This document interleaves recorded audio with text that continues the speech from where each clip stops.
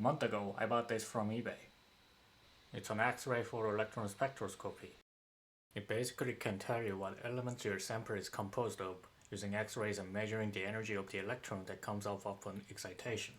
The pallet was so large that he had to put it on the floor and use another forklift with a longer fork.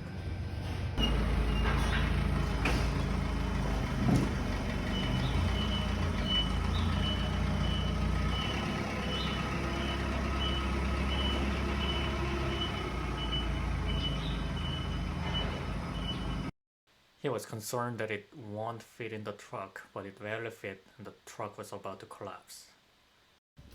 My original plan to unload it was to disassemble everything and take it down piece by piece. But then I realized the entire electronics compartment was welded together. I was clueless and didn't think about the nice and strong 1970s design. A few days later, I started disassembling the attached instrumentation, including hemispherical electron spectrometer.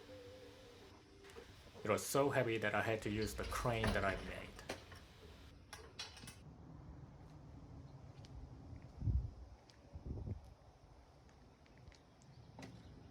I'm going to inspect and refurbish each of them and put into my beamline system. If I find something interesting, then I'll talk about it next time. Bye.